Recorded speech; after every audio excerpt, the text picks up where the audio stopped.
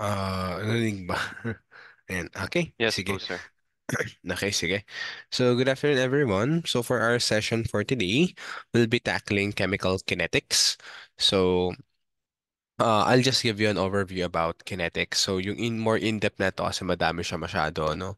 So, it will be discussed in your general chemistry as well as in your organic chemistry courses. Okay? So, let's first differentiate what's the difference between your kinetics and thermodynamics. Okay? So, for your thermodynamics, guys, from our previous discussions, ano, sa in-upload ko video, ang thermodynamics is what you actually consider is, well, the product's form. Okay? So, ibig sabihin, magkakaroon ba ng chemical reaction? That is the one that is answered by your chemical thermodynamics, no? So, magpo-form ba yung products? Spontaneous ba yung formation ng products? So, that is governed by your thermodynamics. Ang gino-govern naman ng ating kinetics ay technically, yes, the product will form, but however, gano'n ba siya kabilis mag-form? Will it form over over a few hours, few seconds? Okay, so some reactions take only a very short time to work or to function or to essentially obtain your product. So they are very short in terms of your reaction time. Pero merong mga certain products naman, merong mga certain reactions na matagal sila. So usually when you're dealing with pare, nagsynthesize ka, no? You want to make some molecules or you want to make some organic compounds. Ang ginagawa natin, guys, ay usually meron mga overnight na synthesis. Ibig sabihin, i-run mo siya ng magdamag, ano? You will essentially uh, have some sort of your, tawag dito, parang overnight reactions, ano? So, teka na nawala ata yung screen ko. So, let me share my screen. Okay. So dito na lang para para hindi siya napuputol-putol ano. Sige, wait lang ha.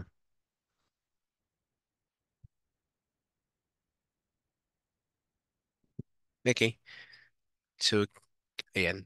Ah, I'm not quite sure bakit siya napuputol-putol, like nawawala-wala. But sige, let's try to do it here na lang. Okay? So again, thermodynamics deals with why a reaction takes place or will it take place ano. Kapag kinetics naman, gaano ba kabilis yung magiging reaction speed natin. Okay? So it's the rate of your reaction. So again, for chemical kinetics, it is the reaction we should define the reaction rate ano. So the reaction rate is the change of the concentration of your reactants to form your products over time. So technically, pag sinabi mong reactant kasi, if we're going to ask you guys, no, ang reactant natin, will they be consumed or will they form in large amounts sa isang given na reaction? What do you think? Pag sinabi mo reactant, makakonsume ba sila or mapoproduce sila? What do you think? You can chat. Consume po. Okay, very good. Mako-consume sir. Mako-consume mo siya. Okay, very good. Mako-consume mo siya. So technically, guys, when you say reactants, it is the one that is being consumed in your certain reaction. The products, on the other hand, is the one is na-form mo after ng certain amount of time from your reaction. Okay? So you can actually express them in terms of the change in the concentration of the reactant or a product with time. So, kinetics, if you can see, or the rates, ano, kuwari sa physics na lang, is the change of a certain quantity over time. So in this case, pag sabi mong chemical kinetics, is the change of the concentration of your reactant over or a product over a period of time. Okay? So it is also the measure of the quantity of products formed per unit time or the amount of reactant reacted or consumed per unit time. So ibig sabihin yan, sa chemical kinetics din natin sinasagot, gaano ba kadaming product yung form? Say for example, after an hour, after 2 hours, after 10 hours, ganun. So yun yung measurement ng ating quantity of your products. Okay? So how do we express rate in terms of your kinetics, ano? So say for example, we have a theoretical, let's have here a theoretical chemical reaction, no? A yields B. Okay? So we can actually write this as negative dA, pwede yung ganyan. If familiar kayo sa derivative, no? dA over dt is equal to dB over dt. Okay? So anong ibig sabihin nito? If you can recall, my question earlier is, ano ba ang function ng reactants, right? Ang function ng reactants ay essentially, sila yung makakonsume mo to form your products. That is why yung rate nila ay we are referring to the rate of consumption of your reactants. Meanwhile, pag product, it is the rate at which we form our products from our reactants. So this is given by negative dA over dt. Kasi again, negative. Bakit siya negative? Kasi we are consuming the reactant. We are decreasing the amount of reactant in our system. Meanwhile, bakit kaya positive naman si dB over dt? Well, essentially, guys, kasi we are forming more B as we go over time. So in this case, negative dA over dt is equal to positive dB over dt. Okay? So take note that the delta A or the dA is the change in concentration of your reactant in terms of molarity, and dB is the changes in the concentration of your product in terms of your molarity. Okay? Again, negative sign kasi nakokonsume po natin yung ating reactant. Okay? So, yan. So I hope that is clear. Sige. So, if you want a more visual diagram for this one, ano, as you can see here, say for example, a theoretical, again, a theoretical rate or a theoretical reaction, ano, A forms B. So, as you can see here, as we go through time, as we go through here, the concentration of A decreases. Okay? Ito siya. Ito sa hina-highlight ko, no, this one. Okay? So, bumababa po yung concentration ng A hanggang sa ma-complete natin yung reaction natin. Okay, bumababa yung kanyang concentration. Again, this is because negative po yung ating dA over dt, which means that we are consuming more reactants over time. How about dun sa B natin? If you can see here, what happens to B? If you can see here, what happens to B is actually it increases over time. Why is this the case? Again, B is your product. That is why it is formed over time, hence a given positive value. Okay? So tumataas po yung isa, meanwhile bumababa yung isa, and that is because you are consuming your reactants to form your products. So pag tinanong ko kayo guys, pag ubos na ba yung reactant, will there be any products formed? Pag naubos mo na yung reactant, may product form pa ba? None, sir. None na. Kasi again, ba't wala na siyang products form? Kasi wala ka ng reactant sa system mo. Hindi mo na siya pwedeng ma-push para mag-form ng product. Okay? So that is the case for your chemical kinetics. Sige. For more complex reactions, guys, we must be careful in writing the rate expression. So tuturuan ko kayo mamaya mag-rate expression, no? Where we have to take into account the stoichiometry of your reaction. Say for example, let's have it here, no? 2A yields B. Kanina, yung example natin is only a 1:1 ratio. So, ibig sabihin, yung the rate at which I form B is the same rate at which I consume letter A. Again, ano yung sinasabi ko? Pare, A is to B. Yan. Dito muna kayo tumingin sa right side, ano? Ang ibig sabihin nito, yung rate po ng A, rate, sabi rate A, is this, ng pag nawala yung A, is the same rate as pag-form ng ating B. Okay? How about, in this case, paano naman pag meron tayong mga coefficients na kino-consider? So in this case, how do we think of the rate of the equation for this one, ano? Well, you can think of it, kung if we're going to look at the stoichiometric ratios, we are forming 1 mole of B per 2 moles of A consumed. So therefore, the rate at which B forms is one half the rate at which A disappears. Why is this the case? Again, kasi sino sa bilis mag-disappear? Or sino sa bilis ang rate? Siyempre, yung ating letter A. Why is this the case? Kasi kailangan natin ng dalawang A para mag-form si B. So in this case, sasabihin natin na the rate of B is equal to the 1/2 rate of A. Kailangan kasi natin again ng dalawang A para mag-form si B. Okay? So, mas mabilis po yung rate ng ating disappearance of A as compared to the formation of your letter B. Okay? So what am I saying? This is the case. Rate at which B forms is 1/2 the rate at which A disappears. Sabi sabihin, kalahati lang ng bilis ng A yung B natin sa pag-form niya. Okay? Kuwari, meron tayong 2 mole per second. 2 mole per second, ano? As the rate of A. Ang rate ng BI essentially 1 mole per second is equal to the rate of B. Kasi again, we are consuming more quickly yung ating letter A as compared to your letter B sa pag-form ng letter B. Naintindihan? Naintindihan? Can you give me a thumbs up kung nagigets niyo yung logic? Okay, sige, very good. So, ganun po. Ganun niyo siya iisipin, ano? So, let's have here an example. Okay? So, if we write, uh, how do we write the rate equation for this one? So essentially, since we are having 2A yields B, ano yung sabi natin? B is equal to 1/2 of A. So how do we write the rate? Well, you just carry out the same as with this one, ano? It's negative 1/2 of the change in A over time is equal to the change of B over time. Okay? So, para lang kinary out mo lang itong function na to kanina, no? To itong given na to kanina. So, inequate mo lang siya sa loob to get your rate law expression. Okay? So, again, let's have here another example.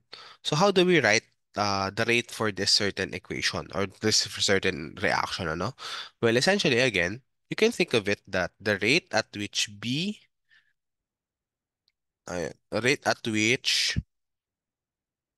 forms is essentially equal to the 1 over your stoichiometric coefficient of A, okay?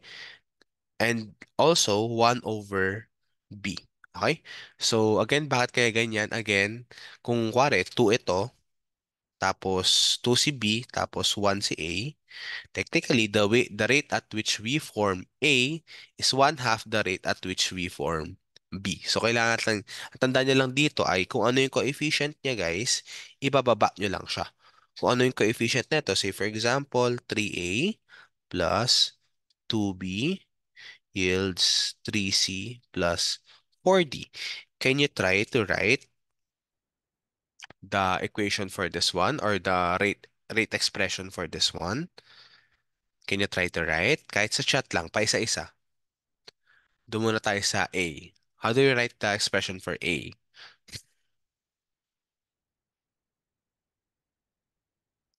Can you try to chat?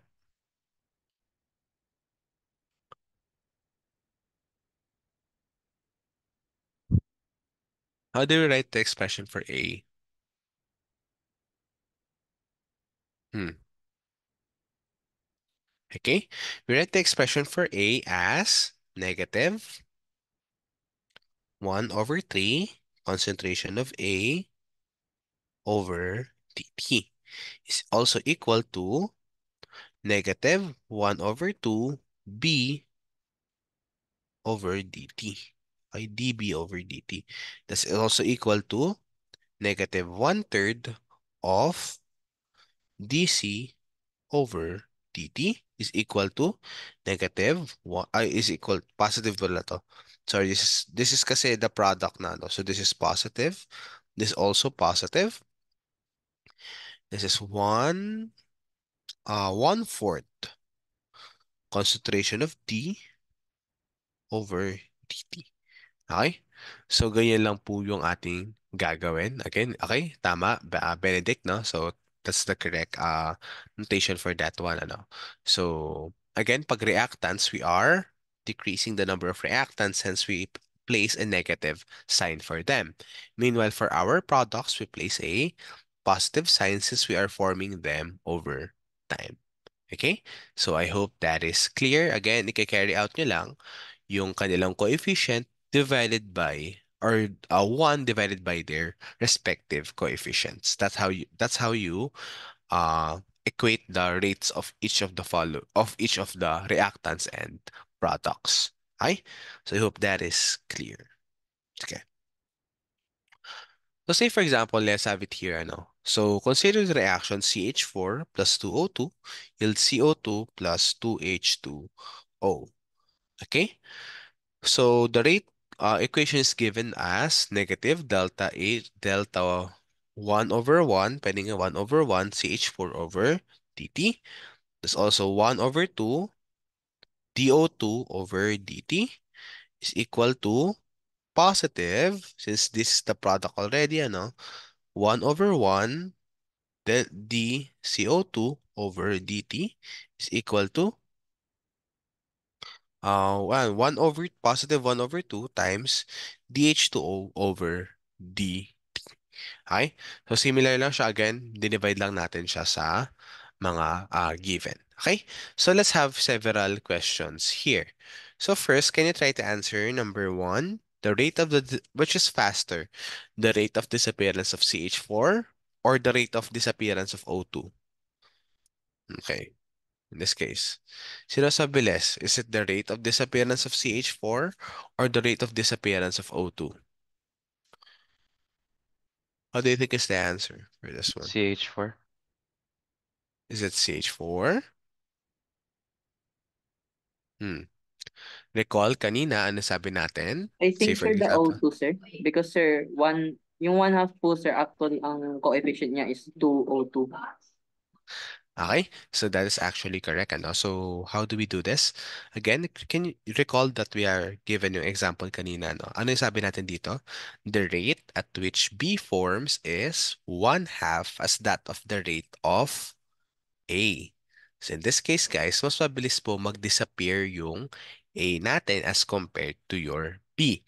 If we're going to compare here the rate of disappearance of CH4 versus the rate of disappearance of O2, syempre, mas mabilis po mag-disappear yung ating O2. Kaya lang sila nagiging equal if you now multiply a factor of 1/2 sa ating O2. So technically, pag wala siyang factor of 1/2, you will need to to increase the rate of CH4 twice. Okay, in order for it to mimic the rate of O2. Which means, say for example, ganito para makita niyo sa math, ano, that says concentration of CH4 over dt is equal to 1/2 of a concentration of O2 over dt. Okay, so what do we mean by this? Again, if you can think of it, guys, sabi ka 'di ba kasi 1/2 of as that of the rate of your O2. So if you want to primarily focus on O2 as rate is equal to 1, ano, you need to multiply this one. So kailangan mo at least twice the speed of CH4 to mimic the speed of your O2, which makes it or which indicates that O2 has a faster rate of disappearance as compared to your CH4. Okay? So I hope that is clear. So let's have number two, rate of disappearance of CH4 versus rate of appearance of CO2. What do you think? Rate of disappearance of CH4 versus the rate of... Okay, so Samantha, tama ba ako? Samantha? Hello po, audible po ba? Yes, yes, yes. You're audible naman. Okay po. Try lang po. Equal po ba yung rate nila since 1:1 po yung CH4 and yung CO2? Okay, very good. So ibig sabihin yan, the rate at which CH4 disappears is the same rate as the appearance of your CO2. Okay? So how about number three, rate of disappearance of O2 versus the rate of appearance of CO2? What do you think? Number three. What's your answer for your number three? I think, I think, sir, The disappearance of O2, sir, is much faster than the appearance of CO2. Okay. Again, why is this the case? We need to mimic, or we need to multiply, or we need to do as twice as work of your CO2 to mimic the rate of your O2. Okay? Again, this makes it that the rate of disappearance of O2 is much quicker as compared to the rate of appearance of your CO2. Okay? How about the last item? Rate of the disappearance of O2 versus the rate of appearance of H2O.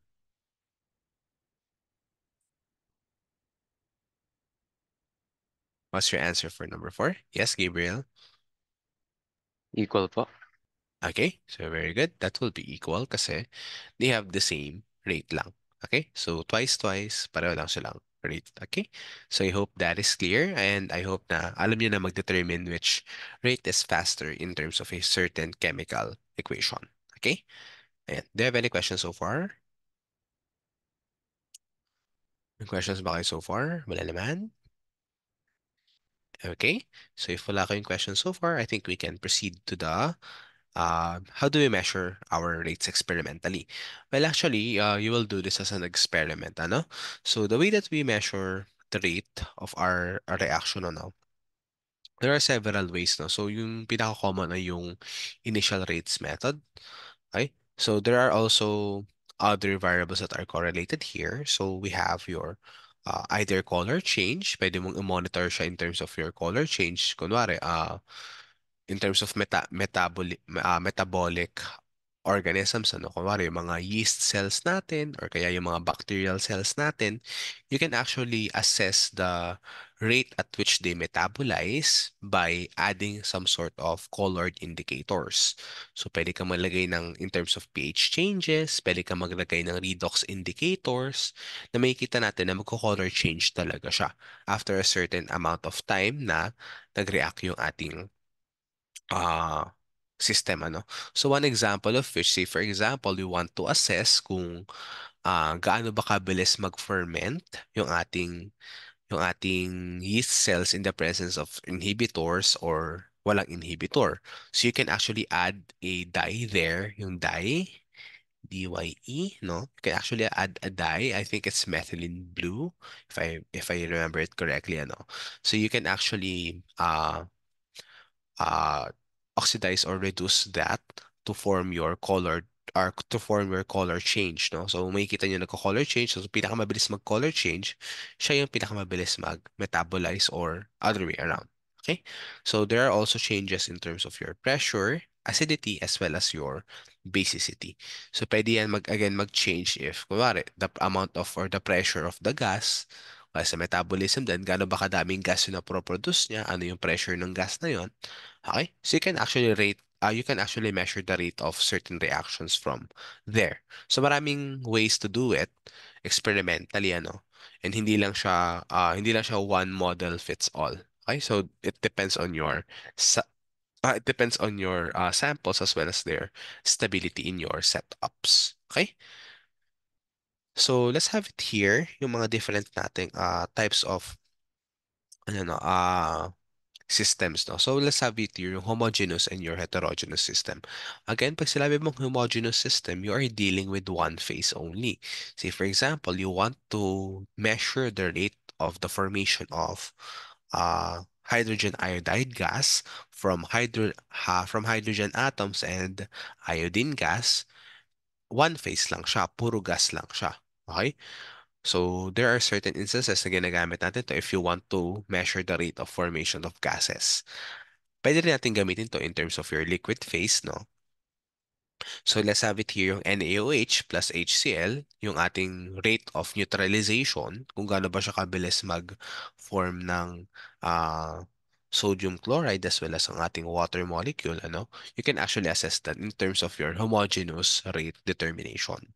How about naman yung heterogeneous mixtures?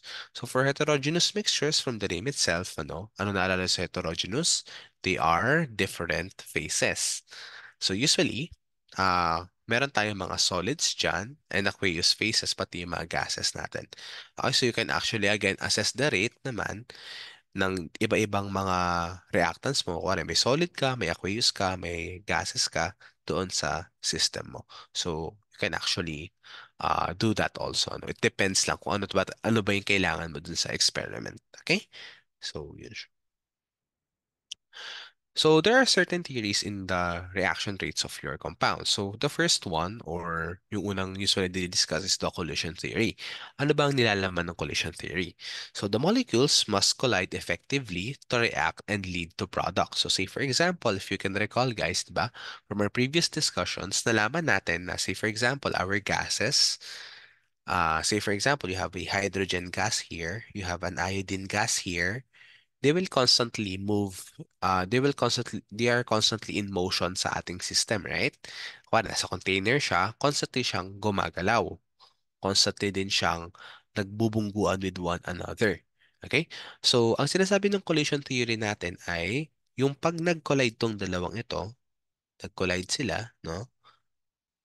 They must be able to uh, collide effectively to form their product. So, kumari yan, hydrogen and iodine, kailangan mag-collide sila effectively to form your HI molecules. Okay? So, ang isang premise nito is the reactions will be possible if the colliding molecules possess the minimum energy required, called the activation energy. So, tatandaan yan dito guys sa ating collision theory, ano? Kailangan natin mag-collide yung mga particles effectively. Ang definition ng effectively ay sufficient yung kanilang collision to reach your minimum energy for reaction, and that is given by your activation energy. We will discuss further yung ating activation energy later, pero tandaan nyo lang sa activation energy, siya yung energy na kailangan mo para ma-enable mo yung isang certain reaction to happen. Okay? So in that essence guys, pag nag-collide dapat sila, kuwari, sabi natin kailangan natin ng 50 joules. Okay? 50 joules of energy. Dapat magko-collide sila ng at least 50 joules of energy mo para produce, or else hindi mangyayari yung ating certain reactions. So hindi po lahat ng collisions natin ay effective or energetic enough to enable certain chemical reactions.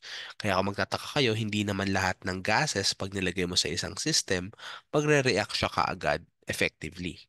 Okay? There are certain instances na it takes time. Parang kailangan mo ng ilang hours, ilang minutes, ganun, para makita mo talagang nagkakaroon sila ng color change, kakaroon sila ng effective na collision, and that is signified by the formation of your products. Okay? So given that the molecules collide with sufficient energy and correct orientation, again, hindi lang siya sufficient energy, guys. Meron din kailangan na premise ng correct orientation.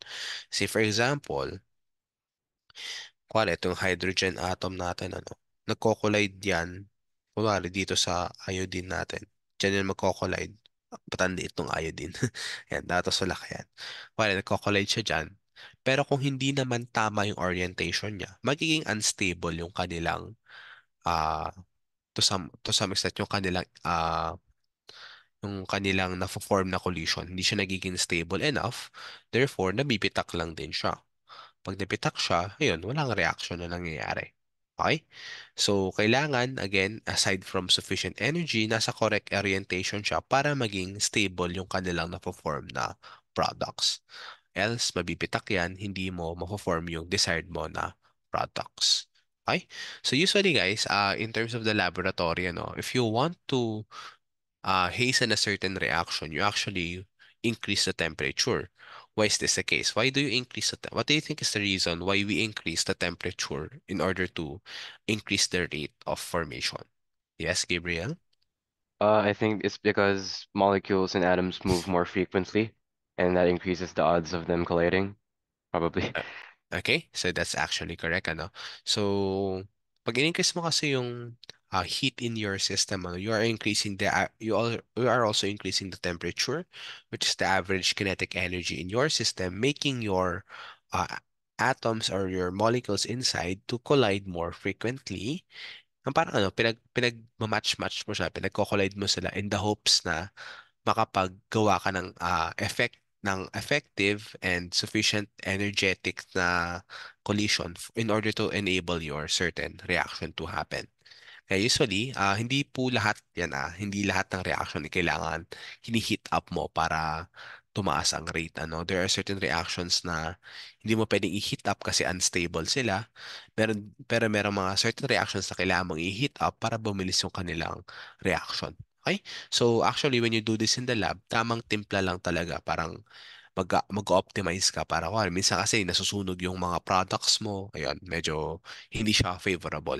Kaya you want to find the right amount of heat that you supply to your system to make your rates parang tolerable, yung parang medyo mabilis na kaya nang hintayin ganon. Okay? So that's how you do it. So that's one theory of your reaction rates. What's here's a diagram of your collision theory. Okay, so say for example, you have molecules of A colliding with molecules of B. If fruitful yung kanilang, ibig sabihin, kung sufficient amount of energy at tama yung orientation ng collision ng ating mga molecules, yung ating unstable complex dito, they will actually form your products. Okay? How about naman pag unfruitful yung collision? As you can see here, say for example, ganito yung orientation ng ating molecules, They collided with the same orientation of your other molecules na you want to react. They will form another unstable complex. However, if they split, kumare, maghiwalay na sila from the unstable complex, yung A natin, they will still favor to be together as compared to your B. That is because hindi po tama yung kanilang orientation ng collision. Probably, sige, sufficient yung kanilang energy, but the orientation is not actually correct, making them unfruitful yung kanilang collision. Okay? So, ano yung key na dito, makukuha nyo from this theory, Ang key na pwede nyong mapulot dito from this ay hindi lahat ng energetic reactions ay magre-result sa formation ng products. They need to be in the right orientation kasi again, guys, nagkakaroon din tayo ng mga molecular or mga atomic repulsion dito. So kung hindi tama yung orientation mo, nagiging unstable siya, later on, mabibitak din yung complex mo to form yung ating reactants and not your products. Okay? Naintindihan po ninyo? Na nakukuha? Nakuha yung logic? Okay? Sige. Very good, everyone. Let's proceed now to the next na theory. Sige. So the next theory involved in your rates of reaction is actually your transition state theory. So, ang transition state theory ay actually focus dun sa state at which there is simultaneous bond formation and bond breakage, which is given by your transition state theory. Okay, so the hypothetical transition state is formed after the state in which the chemicals as your reactants exist as reactants but before the state in which they exist as products. So parang ano sila guys? Say for example, etong atom A or molecule A colliding with your molecule B, they will actually form an unstable complex or state na neither reactants sila nor products. They are in a again, sinabi ko kanina, simultaneous bond breaking and simultaneous bond formation. So one example of this is actually a phenomenon sa ating organic chemistry, So focus on your attention here. Say for example, you have CH3 CH3Br reacting with say for example, we want to form OH, okay? Producing CH3OH. Okay? OH minus na lang. Yan, para clear. Ang transition state na tinutukoy natin, guys, drawing ko sa inyo para mas makita nyo, no? This is your carbon, no? This is your carbon. Meron tayong, sige, para mas okay? This is H. This is H. This is H. Nandito yung BR. Sige, para mas maayos. Ganyan natin. BR. Yung OH natin, it will attack the side at which na walang BR. Okay? So, magiging resulta niyan, guys, ay Ba't nawala? Sorry. Nawala lahat.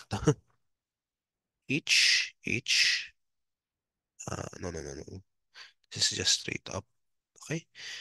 Ang magiging resulta nun, pag umatak yung ating OH sa likod ng ating BR or CH3BR, it will actually form a transition state. Okay? So kung titignan dito, yung ating OH, it will slowly attach to your carbon, which is your bond formation. It will slowly attach to itself to your carbon to in order to form your bonds now. However, since ang carbon natin ay tetravalent lang siya, it is not a pentavalent atom, ano? Hindi niya kayang i-accommodate lahat-lahat. Ibig sabihin, hindi niya pwedeng ipag-stay si Br at si ating OH. So, anong gagawin niya? It will choose kung sino siya or saan magiging mas stable yung ating compound. So, if you react a very strong hydroxide ion, ano, it will actually eject your bromine or your bromide ion. So, dito, magkakaroon ka naman ng bond breakage. But then again, ang transition state natin, neither of the two yung favored. Ibig sabihin, it will simultaneously form your bond and it will simultaneously break your bond.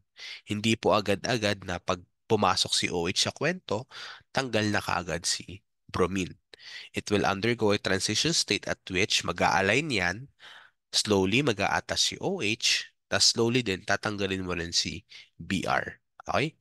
So, in that essence, guys, yun yung transition state natin. A state at which there is a simultaneous bond formation and bond breaking phenomenon that is happening in your system.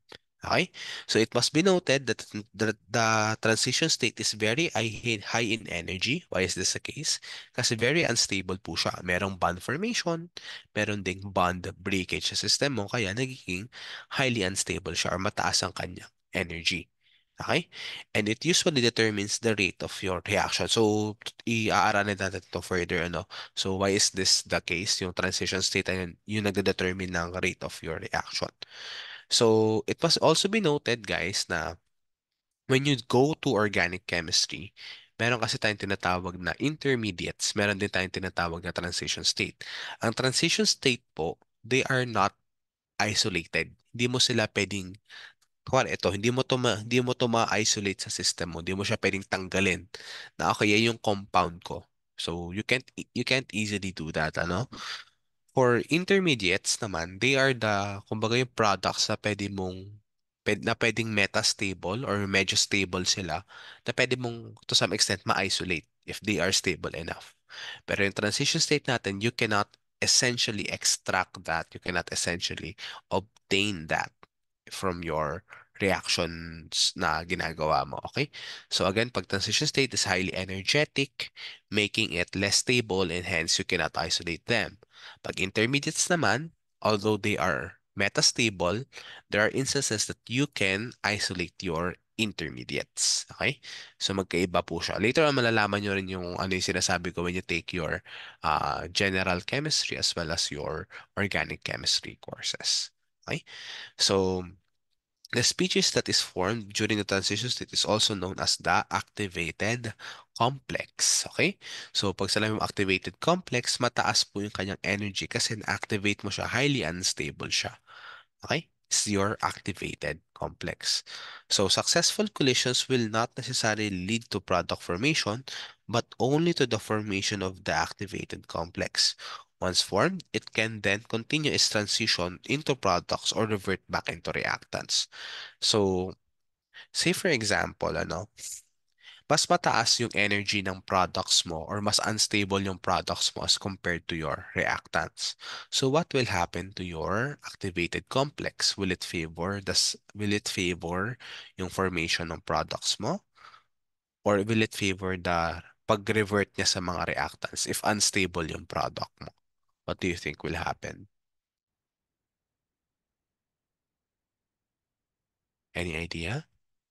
Kung ano mangyayari if medyo unstable yung product mo, tas stable naman yung reactant mo. What do you think will happen to the transition state? Will it go or will it proceed to the products or will it probably revert to your reactants. Okay? Sige, Gabriel. Sin Uh, Benedict, you can go if you want. ah, go lang. Sige lang. Sige lang, Gabriel. Pag ano ka na. I think it will go back to its stable state because yeah, it's more stable that way. It'll rather be stable than unstable, I think. Okay? So that is actually true, ano? Most of the time, if hindi naman pala stable yung product na form mo, hindi porket nag-form ka ng transition state kasi ay ultimately, you will form your products in large amounts, no? Ang mangyayari lang dyan ay, yes, nagkakaroon ng effective collision, pero kung hindi naman ganun ka-stable na form yung products mo, it will just revert back to your more stable reactants and vice versa. Pag naman stable yung products mo, pero hindi stable yung reactants mo, syempre, magpo-proceed yung ating transition state doon sa side na mas stable siya. Okay? So, that is the case for your transition state theory. So, if you're going to ask, ano yung main difference ng collision natin dun sa transition state? Sa collision kasi, we are not essentially dealing with your activated complex, ano. So parang ano siya, it's purely on the collision, effective collision and all, ano. This is sa transition state theory. It's actually both. You are considering the effective collisions and at the same time, the formation of your activated complex, which will either favor your reactants or your products after na-determine mo kung sino mas stable from them. Okay? So that's the difference between the two. Okay, so let's proceed to the what happens to your transition state. So again, there is a simultaneous bond formation and bond breaking, and we are considering now this acts as your activation energy. Okay, what's your activation energy again from what we have talked earlier? Ano ulit yung activation energy natin? Okay, Benedict. It is the necessary energy for a reaction to take place. Okay, so yan, so tama naman ano. So if you can think of it, no, the higher the energy of the higher the activation energy, would the rate be faster or slower? What do you think? Idea. Pag ba masyadong mataas yung activation energy mo, will the reaction be faster or will it be more slower? What do you think? Pag mataas yung activation energy, sige. Okay. So why do you think so na magiging slower siya? Why?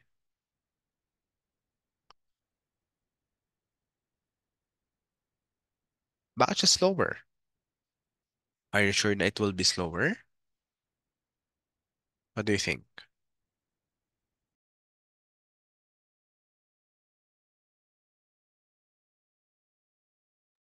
Yes, Benedict? Did I see it correctly? Yes, yes, Benedict. Sir, I'm not sure about this, sir, but I think, sir, it depends. It depends on what. It depends on what is reacting, sir. Okay? So actually, when you say that your transitions are when you say that your activation energy is high, this actually pertains to a slower reaction. Why is this the case? Kasi mas matagal mong ma-reach yung minimum energy for you to proceed with your reaction. So say for example, we have here a reaction diagram, ano? Drawing tayo ng reaction diagram. I don't know if I encountered it before, but it's good to know this one. Say for example, this one. Okay? So this is your first transition state. Ito kasi yung transition state, guys. This is your transition state. Okay? This is your reactants. This is your products. Ang activation energy po natin ay essentially ito. Okay? Yan. This is your activation energy. Okay? So if I'm going to ask you again, mas mataas kasi yung energy, 'di ba, ng activation energy natin. Ang magiging implication ay mas mabagal po yung ating rate ng formation kasi mas kailangan natin ng mas mataas na energy to enable the certain reaction. Okay? So dito pumapasok usually yung mga catalyst natin. Okay? So mamaya pa naman topic yung catalyst natin, but ibigyan ko siya ng introduction dito, no? So, yung catalyst natin, guys, di ba, oftentimes may hear nyo ng high school that, it is ano po, it will hasten your reaction. But if I'm going to ask you now, how does the catalyst, how does the catalyst work? Alam lang natin, yes, bumibilis yung ating reaction, but how does it work? What do you think so? Yes, Gabriel?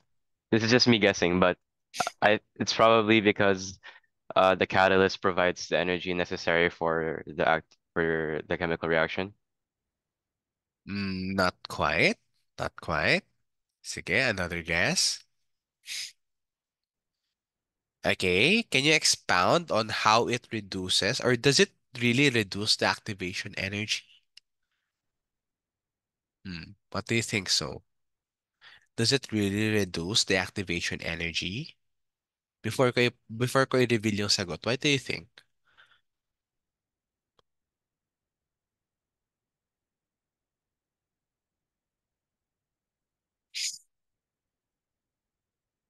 Okay, wala. Walang gusto mag-attempt.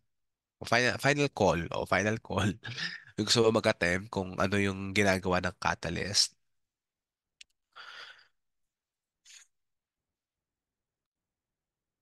Okay, wala talaga. Sige.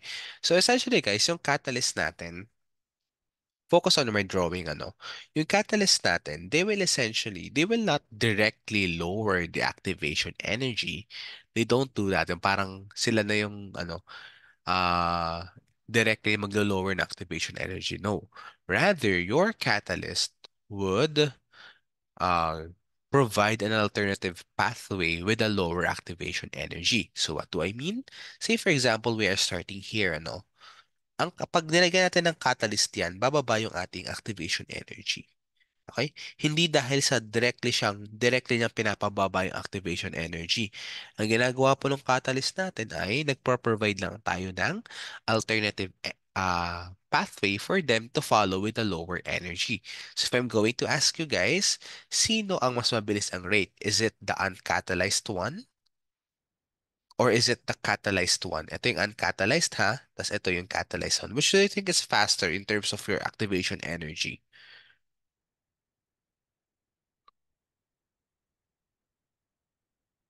Sino mas mabilis? What do you think? Hmm.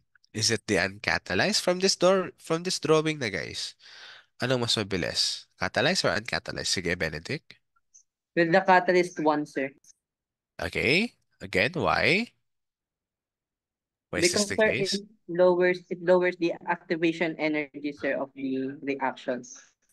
Okay, so again, correction, ano? It doesn't necessarily lower the activation energy. Rather, it provides another pathway for your reaction to follow with a lower activation energy. Ang ginagawa po ng catalyst, hindi sila yung direktang nagpapababa. Nagbibigay lang sila ng ibang options for you to follow. Okay? Sige, yes, Benedict? I was just curious, sir, what do we mean by, sir, by alternative pathways, sir? Okay, so say for example, instead of us following the uncatalyzed pathway, say for example, naglagay tayo ng mga metal catalyst, ano, pag, pag sometimes kasi, kuwari sa mga biological systems natin, wala tayong metal catalyst, ang mangyayari doon, wala magi-stabilize nung ng kanilang reaction site. So technically, ang pathway nun diretso lang a-attack yung ating mga nucleophile yung ating mga nucleophile doon sa system. Pag naglagay ka ng catalyst doon, it will actually interact with your reactants but not necessarily lowering directly yung activation energy ng reaction. Rather, it provides another path na, kuwari, nakabind siya sa metal, ganun, or naka-complex siya doon sa metal, which makes it easier or which makes it more convenient for your reacting species to react with one another.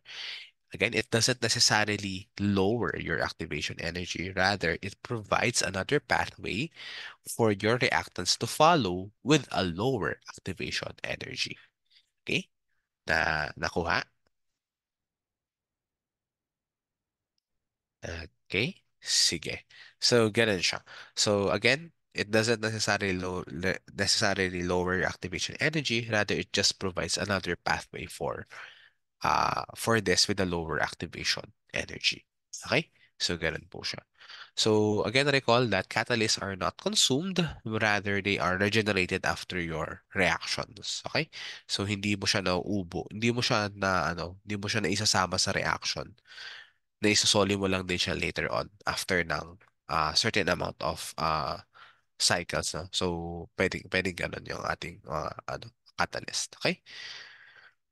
So, ito yung illustration ng ating transition state So ito yung example natin. This is actually from Klein, if I remember it correctly This is actually from Klein. This is an organic reaction dealing with a simple SN2 reaction. Okay?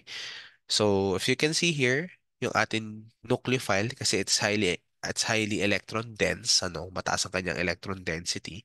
It will react directly with your carbon here. However, it will have a transition state. So whether or not it will proceed to a more stable product or not, magko-form ka ng transition state wherein meron kang simultaneous bond formation and bond breaking. Yes, Gabriel? Sorry, just to ask, just out of curiosity, what happens to the reactant during and after the reaction? Does it stay or does it get left behind? Okay, so that's actually a good question. When you're synthesizing something, yung reactants natin, say for example, this one, Say for, meron kasi tayong sineset as limiting reactants and yung ating excess reactant. So yung mga excess reactants nila, you are actually, parang, meron pa rin sila sa system mo. Nandun pa rin siya. Pero, kailangan mo siyang matanggal if you want to purify that, So to answer your question, yung nangyayari sa reactants, pag excess reactant siya, nandun pa rin siya. Pag limiting reactant siya, nagagamit mo siya completely. Okay? However, for all practicality and intent, we are not assuming 100% efficiency sa mga reactions natin. Therefore, kailangan natin i-purify by removing your excess reactants as well as trace amounts of your limiting reactant. So, both natin siya tinatanggal kasi we are not assuming na lahat ay nag-react naman doon sa system. So, technically, merong mga some sort na leftover doon. So, we need to remove them. Okay? So, is it clear? Nakuha? Na-answer ba yung curiosity? Yes, sir. Okay, sige. Thank you. Ayan. Okay, so let's have you here the illustration of your transition state for exothermic and your endothermic reaction. As you can see here, for your endothermic reaction, what can you see? Mataas ang kanyang activation energy. Meanwhile, pag exothermic reaction, maliit ang kanilang uh, transition state or your ating activation energy.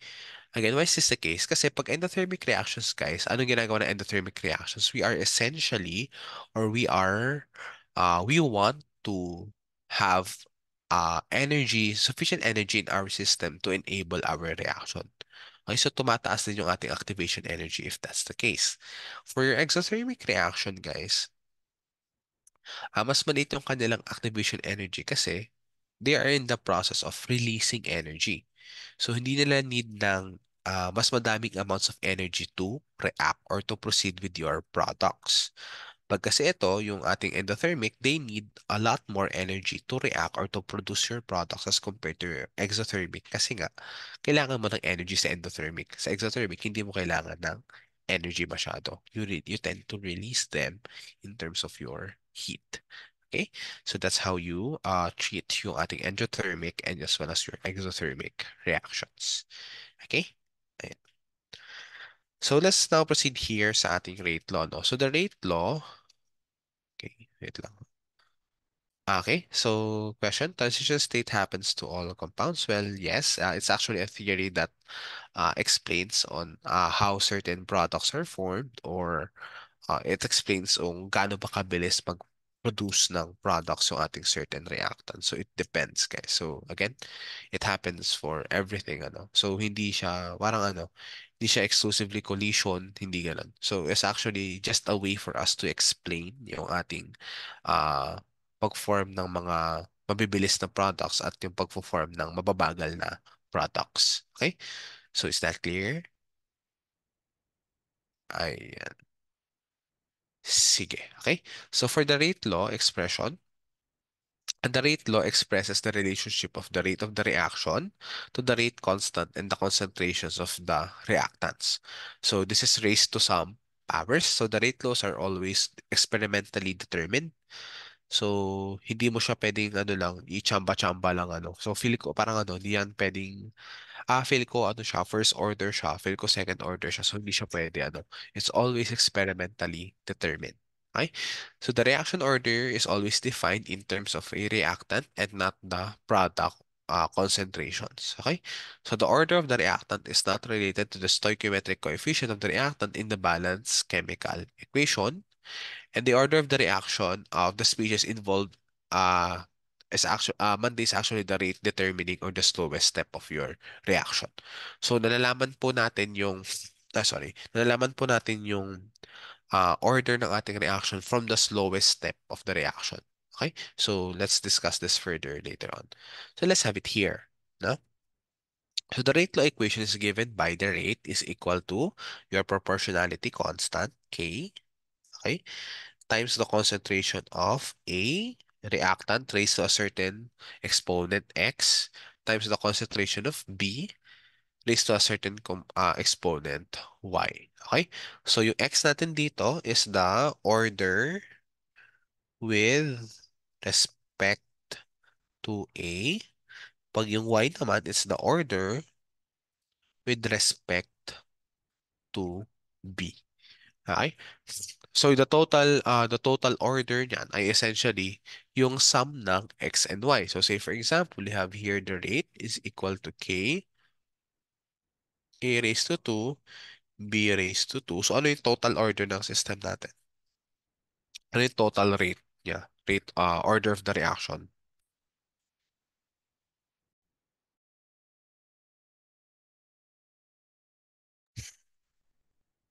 Ano yung total na order of our reaction? It's equal to 4. Okay, so essentially tama siya. No? So again, it's the sum of x plus y.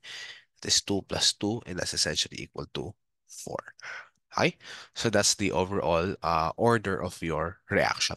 Okay, it must be noted, however, guys, that the order is not the same as the coefficient of your balance equation. Mamaya kasi baka magtaka kayo, ay sir, same lang naman yung coefficient ng balance equation pati ng order eh.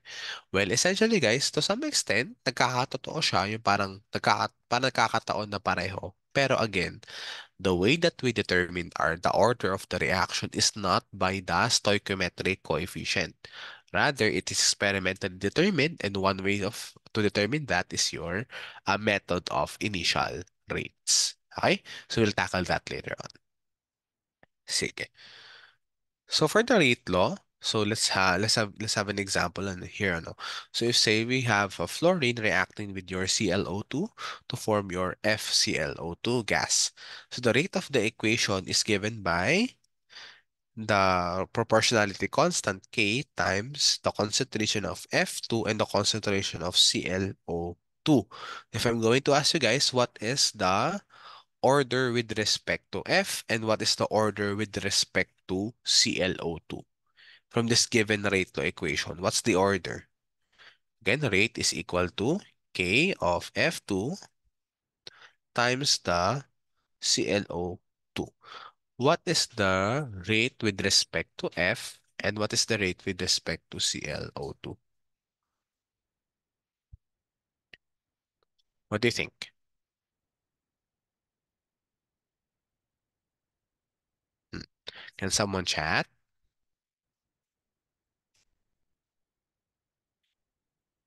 Okay. The total is second, so therefore the rate with respect to F and the rate with respect to ClO is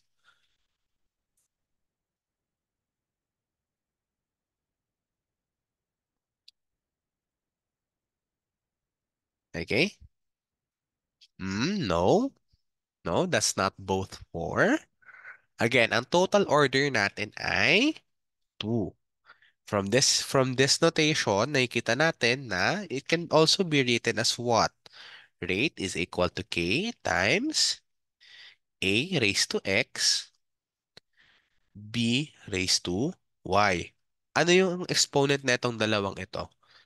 Anong exponent neto? Anong exponent neto? Both 1. Okay? So the order of your reaction with respect to F or fluorine is equal to 1. Meanwhile, the order with respect to ClO2 is also equal to 1. Okay? So in this case, tama yung sinabi kanina, the total order would be equal to 2 and 1 for your with respect to both your fluorine and your ClO2. Okay? So is that clear, everyone? Na-differentiate nyo na ano yung total order at ano yung order with respect to naintindihan? Okay, can you give me a thumbs up if nagigets niya?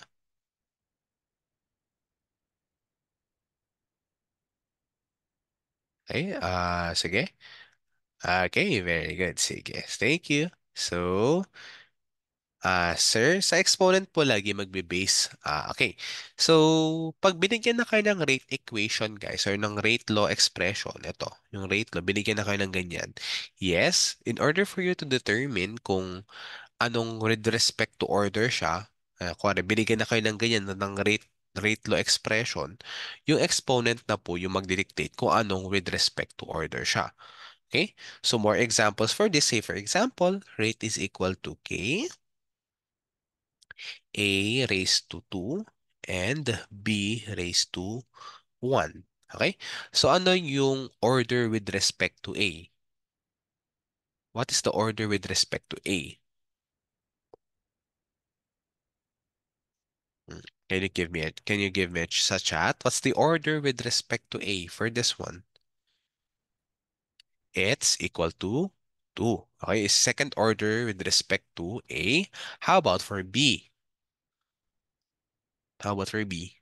It's 1. Okay, so very good. So, ganun lang po mag-determine pag binigyan kayo ng rate law expression na. Okay? So, iba po yung, meron tayong way mamaya, pag hindi ka binigyan ng rate law expression, gagamitin natin yung methods of initial rates. Okay? So, I hope that is clear. Very good, everyone. Ayan. So, what is the rate constant? So, meron tayong iba-ibang mga rate constant, ano? We have the zeroth order. So, tandaan nyo dito yung mga units natin. Well, actually, hindi nyo naman kailangan technically tandaan lahat-lahat, ano? Kasi, how do you do this? Say, for example, zeroth order. Zeroth order. Okay, so how do you determine the rate of a zeroth order? Well, actually, pwede nyo gawin dyan ay pag sinabi mong zeroth order ay kahit sinong galawin mong reactant ay hindi magbabago yung rate of the reaction. It's a constant thing. Okay? So, pwede mong gawin ay parang ano, di ba rate is equal to K times kuwari A. Yeah, something like that, ano. So, if that's the case, pwede mo naman isolve yung K dito by algebra, no? Divide mo lang ng reactants, tas, yan, kuwari, yan, B, yan. Pwede mo i-divide yan kung ano units na itong dalawang ito, divide mo lang sa unit ng rate, pwede mo makuha yung units for your rate constant. Na pwede mong gawin yon. So, if hindi ayaw yung gawin yon, if gusto nyo mag-memorize, but I don't advise you to do that, you can just familiarize yourselves with these ones. Okay? So, pwede nyo gawin yan. Okay? Again, however, I do not advise you to do that kasi what if third order, nung gagawin niyo pag third order? Or paano pag gagawin niyo pag fourth order? Okay? So, I advise na intindihin niyo muna siya ng maigi. Okay? So, ayan. So, for the reaction mechanisms is actually yung ano, baka magtaka kaya, no? Yung reaction mechanism kasi na usually na na-encounter na students ay yung reaction mechanism ng organic chem, yung merong arrow pushing. However, for all technicality, pareho lang naman yung kanilang tinutukoy. Pag sinabi mo reaction mechanism is the reaction that occurs at several steps. So, probably may encounter yung may mga nucleophile nag-a-attack, yan, merong mabibreak, merong proton transfer, merong mga ganun, okay? However, it all pertains to your reaction mechanism and ang particularly gusto nating alamin sa reaction mechanism, sino yung nagde-determine ng rate from your certain reaction. So, there are certain instances kasi guys, when you deal with organic chem, ano, Yung ina-expect nating mangyayari ay we don't actually observe that in terms of your rate. So sometimes it is governed by one reactant only, sometimes it's governed by both reactants. So again, this is experimentally determined and yung magdidictate ng rate of the reaction is always the slow step. It's not the fast step. Bakit kaya ganyan? Again, sa slow step natin kasi guys, dyan po pumapasok yung ating activation energy na mataas na value. Ibig sabihin, siya yung step at which may pinakamataas na activation energy. It's the slowest step. So, parang ano lang yan, parang kunwari, gusto nyo nang graduate, papasok pa lang kayo sa university. Isipin nyo bago pa lang, kung gusto nyo graduate, yung slowest step ng course ninyo ay kunwari yung thesis, pag di mo natapos yung thesis mo, hindi ka talaga graduate, okay? So, kunwari, if you think that that is the slowest step, siya yung magdidictate kung kailan ka mag-graduate or not. Okay? So, it gives you an idea of the rate. Okay? So, ganun siya. Again, ang slowest step natin, siya yung nagdidictate kung gaano ba kabilis or ano yung rate ng ating reaction at kung anong order yung ating system. So, first order, second order, third order, okay, is always in the slowest step. Okay? So, ganun siya. So each of these reactions is called an elementary step in the overall chemical reaction. Together, they describe the reaction mechanism. So say for example, the NO3, it does not show up in the overall reaction because it is an intermediate. Okay, so balik tayo dito. If you can see here guys, meron ba tayo nakikitang NO3?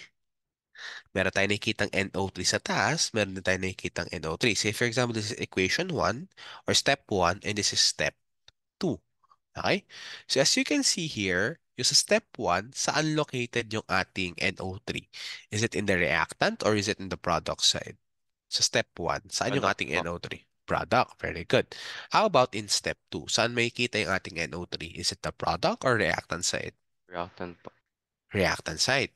So if you can recall from my lecture in thermodynamics, what happens if I place a certain at the first step sa product side, sa second step naman ay dun sa reactant side, what will happen to that molecule or that compound? Will it cancel out or will it add up? It will. It will cancel out. Okay? It will cancel out. Para ka na nag-algebra dyan. Parang 1 is equal to negative 1. Ay, 1 plus negative 1 pala equal. Oh my God. 1 plus negative 1, edi magka-cancel out lang din yan. Zero lang yan. So in this case, pag nilaglagay ka ng reactant sa product side, tapos naglagay ka din ng similar na compound sa reactant side, cancel out lang yun pareho. So in this case, if nakikita ninyo sa isang rate equation na meron nagka-cancel out, nawala sa final or overall reaction natin is actually what you call your intermediates. It's the temporary or metastable products. Again, anong difference ng intermediate sa ating transition state kanina?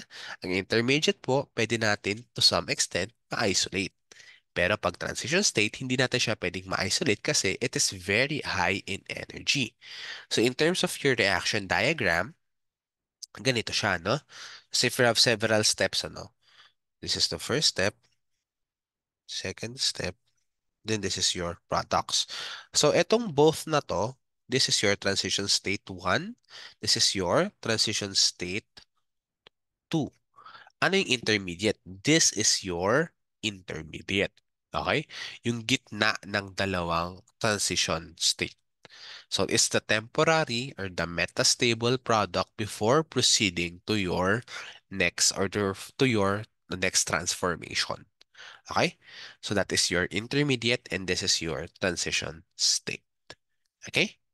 So that's the difference between the two. Okay. So we have several molecularity sa reaction mechanism. So pag sinabi mong yung one lang yung may paka, ibig sabihin, it is equal, say for example, A plus B yield C. Okay? So if the rate law is given as K times A lang, pag sinabi mo unimolecular, isa lang po na reactant yung magdidictate ng rate of the reaction. Siya yung bahala dyan. It's a unimolecular reaction. Pag sinabi mong bimolecular, magdadagdag ka ng B. Dalawa na sila mag-govern ng rate of the reaction. Similarly, pag meron ka ring reactant na further na nag-govern pa, as long as talagang ginogovern niya yung rate of your reaction, it will be considered as another molecular being. So again, unimolecular, isa lang. Pag bimolecular, dalawa yung nagdidictate. Pag thermolecular, tatlo po yung nagdidictate ng rate of your reaction. So this is very particular, yung especially your unimolecular and your bimolecular when you're doing substitution reactions in organic chemistry. Yung pag sinabi nating SN1, it is a unimolecular process. So, ibig sabihin, isa lang po yung nagdidictate ng rate sa kanila. Meanwhile, pag SN2, yun yung bimolecular process, bimolecular substitution.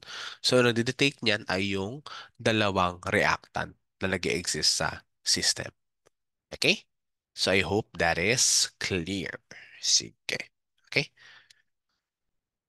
So, ayan, the reaction mechanism, the reaction order of an elementary step is the same as its molecularity. So the sum of the elementary steps must give the overall balance equation for the reaction, and the rate determining step should predict the same rate law that is experimentally determined. So, later on kasi, if you encounter it in organic chem, maybe you will wonder, paano natin nagagawa or paano natin nade-determine na, sir, ganyan pala yung mechanism na nag-a-attack yung nucleophile, chuchu-chuchu, ano? So, para natin siya nagagawa? Well, actually, we do yung ating mga elementary steps. So, nagkakaroon ka ng some sort of prediction. Tapos, ginagamit natin ang ating experimental data to match this. Pag hindi nagmamatch sa experimental data, hindi natin pwedeng pilitin na tama yung mechanism na ginagawa natin. Okay? So, it's quite a fun field in chemistry, ano, kasi nagpo-propose ka, tas tinatry mo kung tama ba yung reaction rate mo or mali yung reaction mechanism mo. Okay? So that's actually quite fun to do. Okay? So the rate determining step is again the slowest step in the sequence of steps leading to the product formation. So the rate law of the overall reaction can be determined from the molecularity of the rate determining step. Okay? So let's have here an exercise. Ano? Let's have a certain reaction diagram.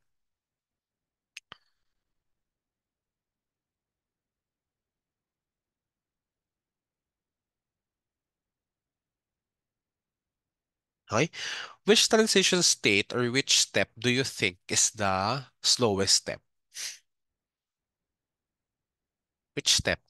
This is one, two, or three. Which step is the slowest step?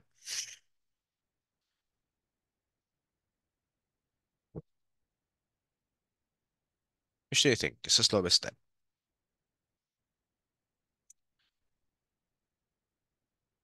Number two. Wrong.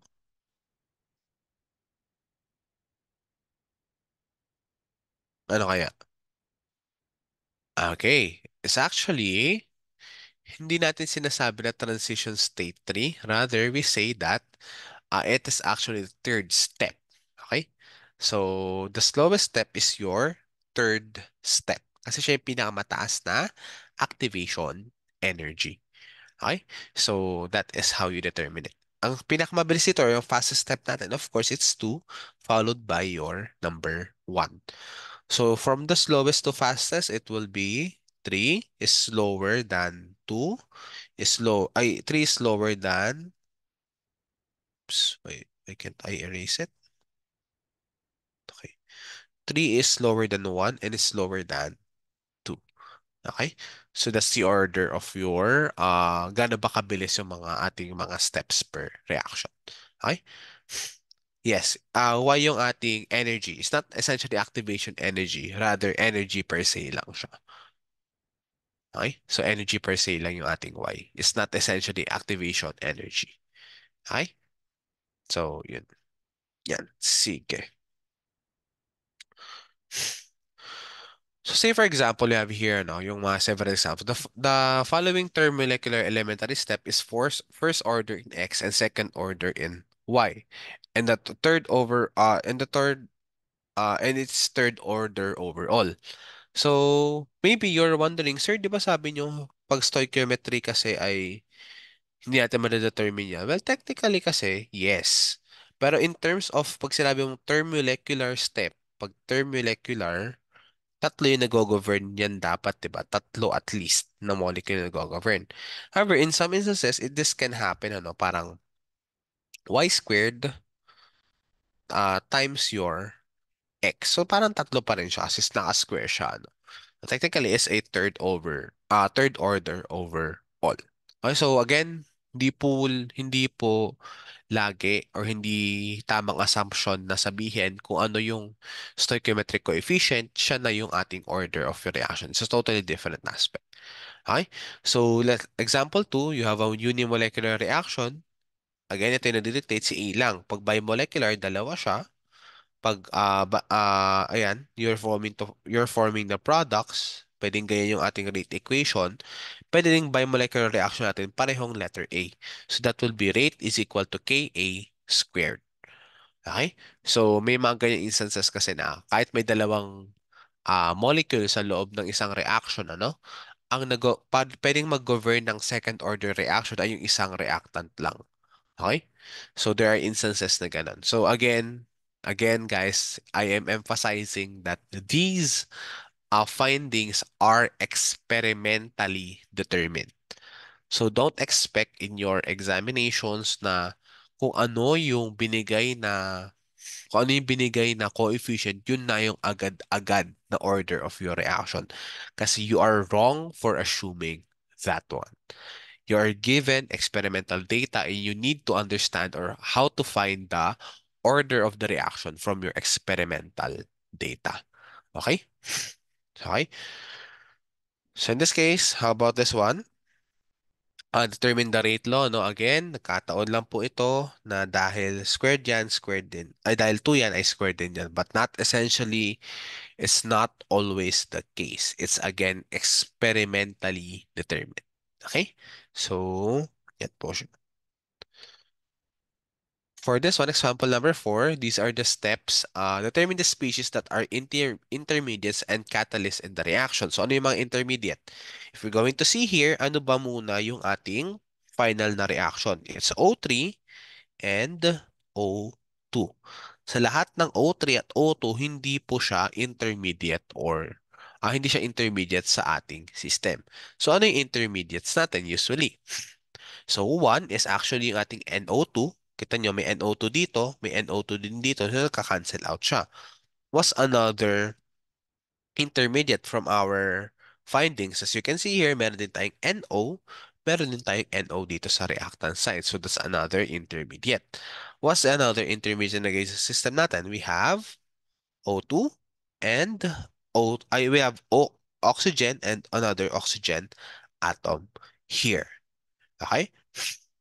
So, meron pa ba? Meron pa ba tayong naiiwan sa system natin? Well, essentially, how about this one? What's N-gas? So, essentially, you can treat of it as your catalyst. Okay? So, since na-recover natin siya sa third step, and hindi naman natin siya na-consume sa ating reaction.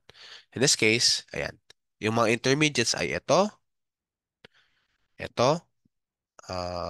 yan, at itong ating oxygen gas. Kasi nako-consume natin siya. So, pag catalyst kasi guys, hindi mo siya sinasabi essentially as excess catalyst. Pero, you are essentially recovering it eh. Kaya nagmumukha siyang excess. You are recovering it at the end of the reaction. Kaya lang siya nagmumukhang excess. Pero usually, nilalagay mo naman dyan ay very slight excess lang or saktong amounts of your catalyst. Okay? So, hindi siya excess essentially. Nare-recover mo lang siya sa end ng reaction mo. Kaya siya catalyst. It's not consumed, rather it is or it is not lost in your reaction, rather it is recovered at the end of your reaction. So, yun po yung catalyst natin. Okay? Sige. So, let's have yung atin naman order of the reaction. So, here we have the methods of initial rates. So, the method of initial rates allows us or allows the values of these reaction orders to be found by running the reaction at multiple times under controlled conditions and measuring the rate of the reaction in each case. All variables are held constant from one run to the next except for the concentration of one reactant. So what do I mean? Mas madali natin siya maintindihan pag tinignan natin yung table, ano? Say for example, ang run 1 mo, ibig sabihin, ang unang run ng experiment mo ay kinonstant mo si F. Okay? Gusto mo kasi i-determine yung rate order nila. So, ginawa mo sa unang run ng reaction mo, kinonstant mo po si F. So, as you can see here, nung kinonstant natin siya, ano nangyari sa concentration ng ClO2? Nag-jump siya from, ah, nag-jump siya ng ilang times? 0.01 to 0.04. Ilang times nag-jump? Ilang times nag-jump yung reaction?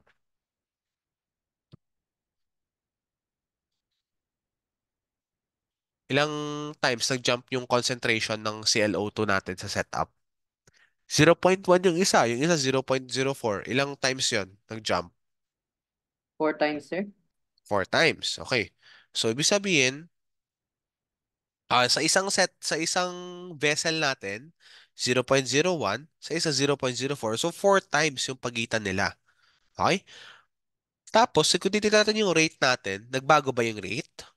Nung finor times natin yung finor times natin yung rate of yung concentration ng ClO2, nag-iba ba yung rate nila?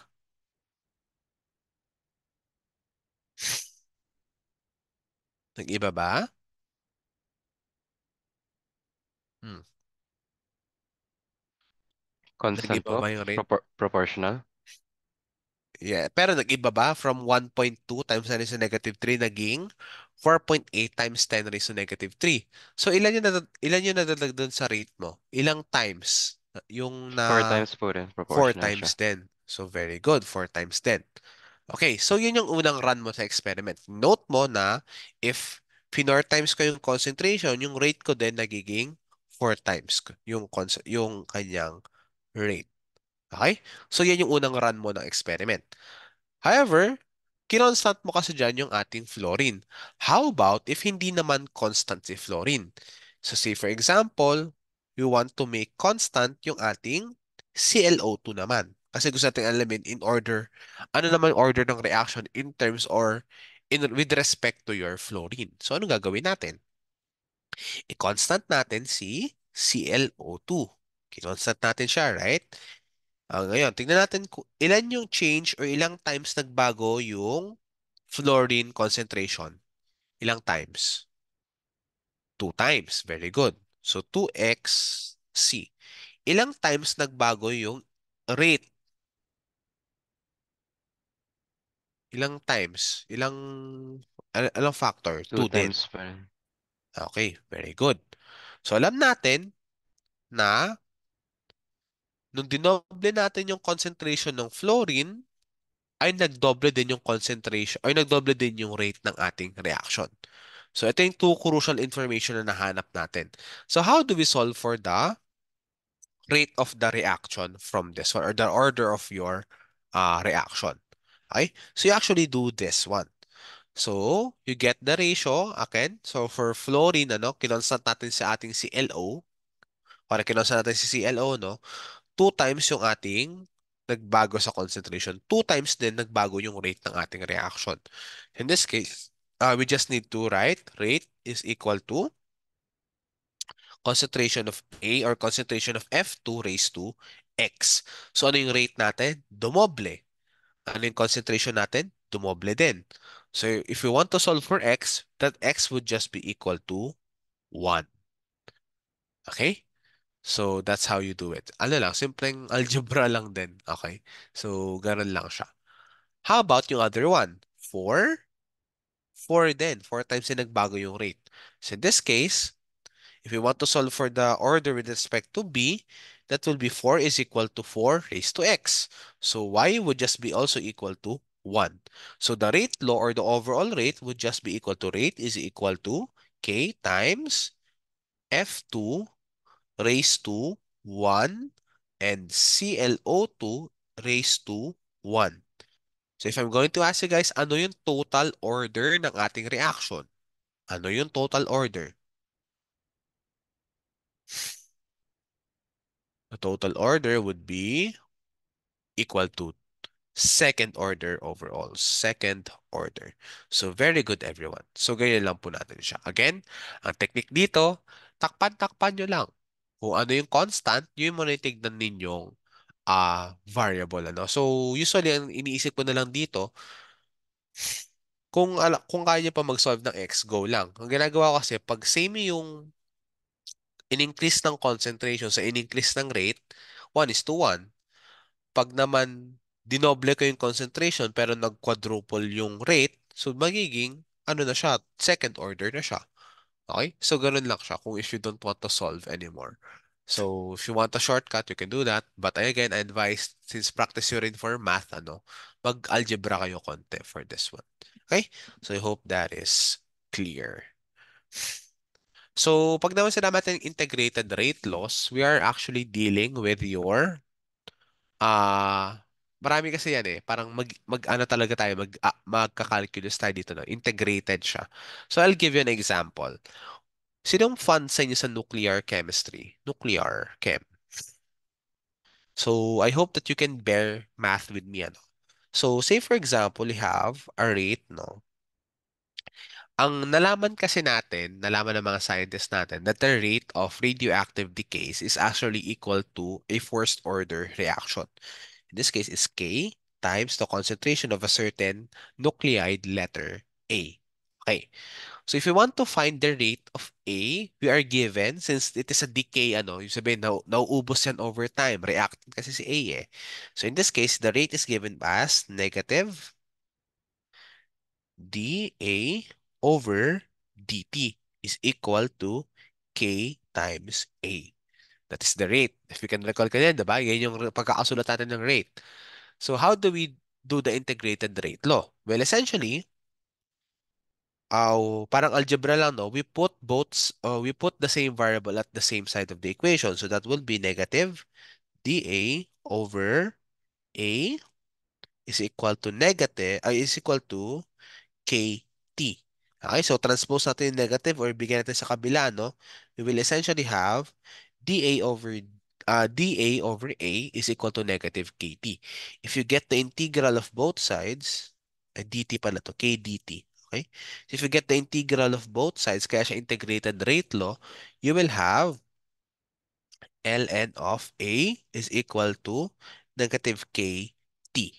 Okay? So if you want to evaluate the integral from 0 to any time t, you will have ln of A minus ln at any time t minus ln of A at time 0 is equal to negative kt.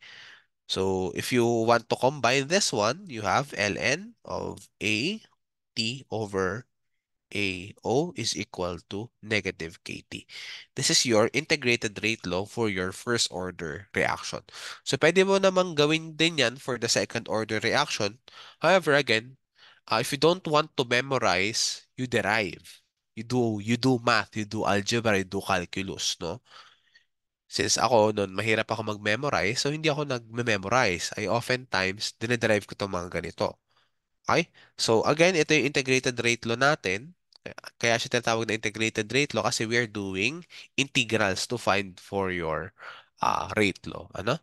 So this is a second form of each rate law and can be used to determine the concentration of reactants and time. So relationship siya ng reactant and time. Hence, we are using your derivative as well as your integral. Okay? So from this, you can also find half-life. So the time required to consume 50% or one half of your initial reactant. So, ayan siya. So maraming application ang ating integrated rate law. And it's again based on your calculus and your algebra to some extent. Okay? So if you want to derive, you can do that. If you do not want to derive, the equations for this are already given in this or summarized in this table. No? So again, integrated rate lang natin for sa ating sistema, no? So this is the zeroth order. This is your first order, then your second order derivatives or integrals, ano? So that is how you assess or yung ating mga integrated rate law. Okay? So you can take a picture of this one. You can you can note this, ano? As far as I know, this is the first topic of general chemistry for Chem 18, ano? So if you want to study it in advance, practice yourselves by doing math. Okay? Mag-math kayo. Recall nyo lang yung high school calculus nyo. I think kahit naturo naman ito nung high school ninyo. No? I-apply nyo lang siya sa ganyan. Okay? So, yes, Benedict. Sir, I do have a question, sir. So meaning, so it could be, sir, that the half-life equation, sir, for nuclear atoms, sir, could be applied also in chemical reaction. Yes, yes. Kasi again, yung mga ano naman yan yung mga nuclear stuff natin, yung nuclear chem natin, it follows first order reaction. Technically, if meron kang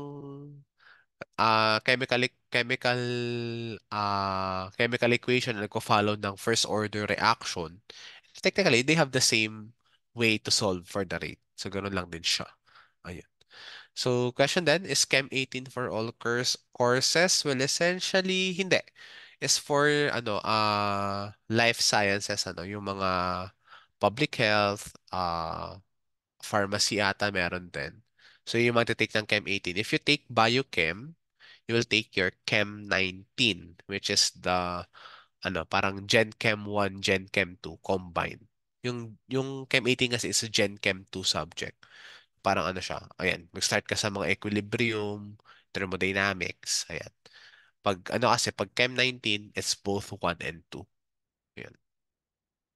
Yan. So again, this is your integrated rate loss, ano? So take note of these ones. Tapos, ito naman Arrhenius equation. So, pwede mo kasi ma-derive yan from our integrated rate law, di ba? So you have, di ba kanina, ln of A T over A O is equal to negative KT. So if you want to remove ln, di ba? If you want to do that, ano gagawin mo? You just need to raise both, pwede kang gumamit ng e na function, di ba? So that will be a t over a o is equal to e raised to negative kt. Tapos transpose mo lang yung a o, you will have a t is equal to a o e raised to negative kt. So ito yung Arrhenius equation natin na tinatawag. Is similar as this one. Okay? So, yung EA over RT lang yan ay essentially, parang frequency factor, yan, tapos yung activation energy, gas constant, and your temperature. Okay? And again, pwedeng hindi kayo mag-solve ng ganyan if you are adept in deriving. So, hindi nyo kailangan mag-memorize kung marunong kayo mag-derive. Okay? So, ganun lang siya. Connected po, again, an important piece of advice, do not treat chemistry as parang individual concepts each. They are actually interconnected concepts. Hindi mo kailangan mag-memorize ng isolated case. For example, ito, Arrhenius, ito lang equation ng Arrhenius natin. No. You can actually interconnect them by math or you can interconnect them by your concepts. So, hindi mo sila kailangan i-treat as isolated cases. Most of the time kasi my students are having a hard time connecting chemistry. So, nahirapan silang i-connect yung chem, ano? So, the way that you do that is actually do not treat any subject as an isolated case. You try your best to relate chemistry from one subject to another chemistry subject. Kasi mas ma-appreciate mo siya na, ito pala yun, ito pala siya. Okay? So, ayun. So with that, I think this is the last slide, ano? So, yeah, this is the last slide. So, ayan. Again, good afternoon, everyone. So, do you have any questions? May questions ba kayo for kinetics? Yes, Benedict? Last question, sir, for clarification, sir. Yung sa half-life, sir, sa equation, sir, ng half-life, sir, sa in chemical, sir, it will only apply if the rate is in first order, sir. Ano kasi yan, ganito siya, Benedict. Yung example ko kasi kanina, yung radioactive decay, nahanap lang natin siya as a first order reaction. So, kumbaga yun yung common point nila, yung ating first order kinetics sa radioactivity or sa nuclear chemistry, pati dun sa ating chemical. Kumbaga ano, para namang chemistry yan eh. Yung ating lang in terms of your like chemical na parang normal, yung hindi siya nuclear chem, ano. Mas malawak lang yung kanilang kinetics or the rate of the or yung ating mga order of the reaction. Kasi nga, hindi natin siya ina-assume lang na first order lang siya. Okay? Sa nuclear chemistry kasi most of the time yung mga radioactive decay ay first order naman siya. So, ayun. In terms of normal chemistry, mas malawak nga siya. Mas madaming rate orders. First order, second order, third order, meron pa nga mga fourth na order, no? So, maraming ganun. Yan. Ayun. So sorry to clarify, do we just add the exponents to get the order of the reaction? Yes. Simply, pag nakuha nyo na yung rate equation nyo, yung rate law, ay i-add nyo lang yung exponents ng rate law nyo to get the overall order of the reaction. That is given yun yung exponents nila. Pag in-add mo yun is the overall order of your reaction. Okay? So, again guys, hindi po natin tinitake yung mga stoichiometric coefficients as their ah order of the reaction ha. Hindi ganun. Hindi ito tama again. Inuulit ko, mamali kayo sa mga sagot nyo if i-assume yung ganyan. You either need to have your initial rates or other types of rate determination sa ituturo din naman sa general chemistry courses niya. Okay? So, do you have any questions pa? May questions pa ba aside from those? Wala naman na. Okay. So, if wala naman ng question, so that will be all for today. Thank you for attending, and I hope that you have learned something from our discussion today. Okay. So, good afternoon, everyone. Bye-bye. Thank you po. Thank Thank you you. po. Sige, sige.